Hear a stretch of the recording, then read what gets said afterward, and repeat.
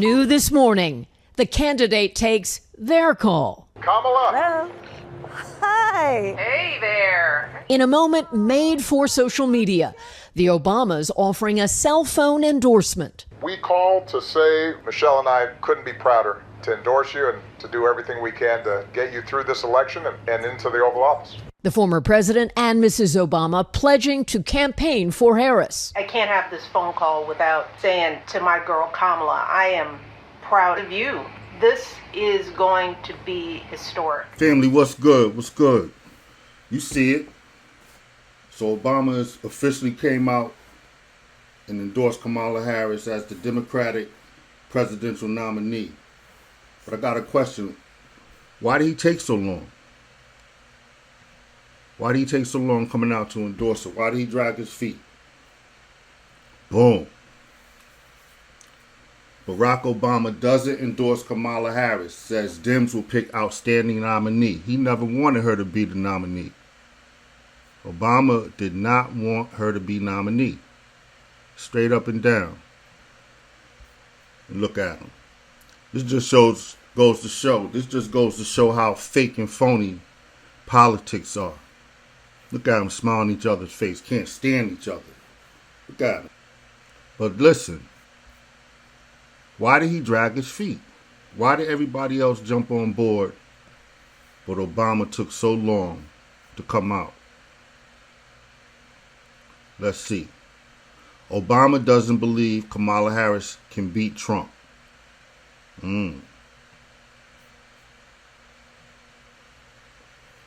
Former President Barack Obama hasn't endorsed Kamala Harris' presidential bid because he doesn't think she can beat Donald Trump, according to a source close to the Biden family. This is coming out of Biden's camp. The Biden family source told the Post that Obama's very upset because he knows she can't win. Obama has no confidence in her. He knows she can't win. Saying that the former president knows she is just incompetent and that she won't be able to navigate the landmines that are ahead of her. What's the landmines that's ahead of her? These two pricks. Trump and J.D. Vance, who's a fucking cornball. I don't know where Trump dug this cat up out of, but yeah, he's a sucker. Yeah, man, that just shows how politics play. Again, it's always been the saying that politics makes for strange bedfellows. Yeah, so Obama says she was incompetent. Obviously, for him to come out and endorse her now, he's getting on board. So it looks like they want to stop all the internal infighting that's been going on and show some kind of political unity. But going back, says, however, the higher-ups in the Democratic Party didn't count on Biden endorsing Harris right away, and Obama was shocked when Joe endorsed her, according to the insider. Obama was shocked because he did not want her to be the Democratic nominee for this presidential bid. He had no intentions of her being it.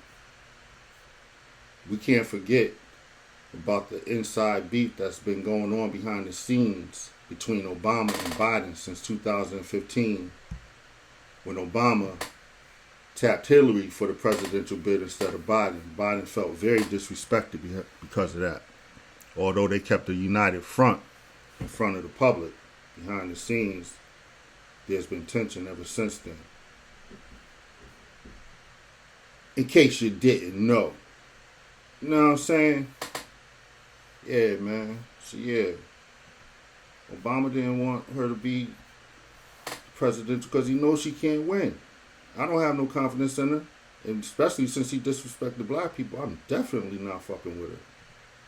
You know what I mean? But yeah, Obama wanted this cat. This is who he wanted to be at the top of the ticket. Arizona Senator Mark Kelly. That's who, according to sources coming from the Biden camp, that is who Obama wanted to be the one that's running for president right now for the Democrats.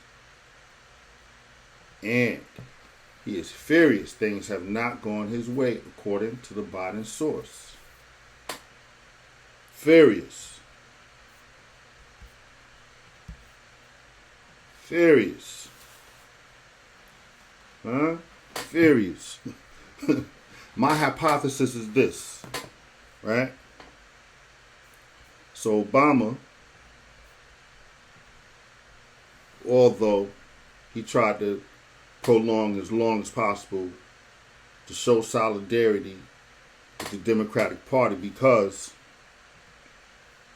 of the inner friction that's been going on, they had to, at some point, coalesce and come together because right now their focus is Donald Trump and they can't have this inside fighting. So ultimately, he had to swallow his pride and get on board for the sake of the party. That's my personal belief, because I just showed you overwhelming proof that the man did not want Kamala Harris to be the Democratic presidential nominee. Point blank, period. He just didn't. And he still doesn't. This just shows you how phony they are. Listen to the Obamas as they give her congratulations. Kamala. Hello. Hi. Hey there. I can't have this phone call without saying to my girl Kamala, I am proud of you. This is going to be historic. Oh my goodness. Michelle, Barack, this means so much to me. I am looking forward to doing this with the two of you. Personally, any black person, in my opinion, that supports Kamala Harris is a fucking fool. Why do I say that? This is why. Never forget how she disrespected us. Reparations for black people. Well, listen, again, we had over 200 years of slavery. We had Jim Crow for almost a century.